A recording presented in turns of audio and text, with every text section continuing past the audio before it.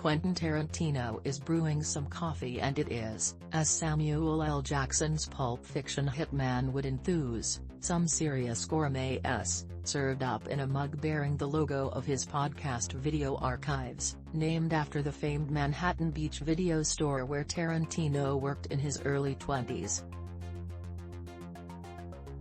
We're settling into the library of Tarantino's Hollywood Hills home, though pretty much any room in this spacious, multi-level mansion could technically qualify as a library.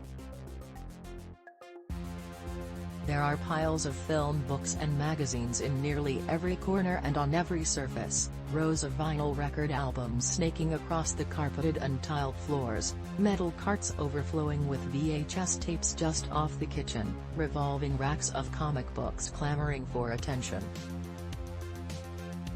And we haven't even ventured into the guest house, where Tarantino stores a vast collection of magazine and newspaper clippings. It's not Hoarders, there's too much floor space, but, safe to say, the man will never want for entertainment. It's Halloween, and Tarantino's wife, Daniella, and their 2 children are home in Tel Aviv, where the family splits its time during the year.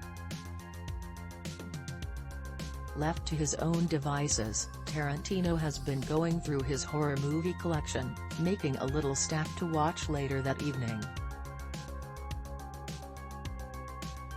These are films he hasn't viewed since they came out, like the 1977 supernatural thriller The Sentinel, and others he has never seen at all, perhaps for good reason, he says, laughing, like Man's Best Friend, which has Ally Sheedy unwittingly adopting a genetically altered dog.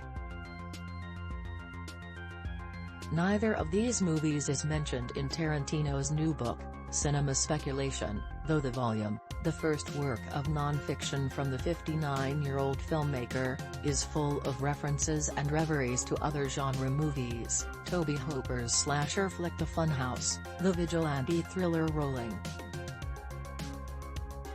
There's a chapter pondering what Taxi Driver might have looked like had Brian De Palma directed it instead of Martin Scorsese. De Palma was the first to read Paul Schrader's screenplay.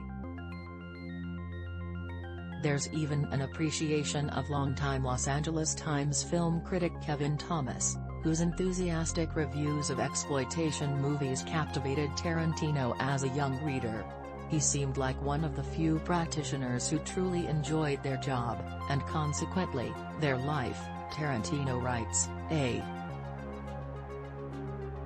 Tarantino saw all the films he writes about in Cinema Speculation as a kid, often at an age that might strike some as wildly inappropriate.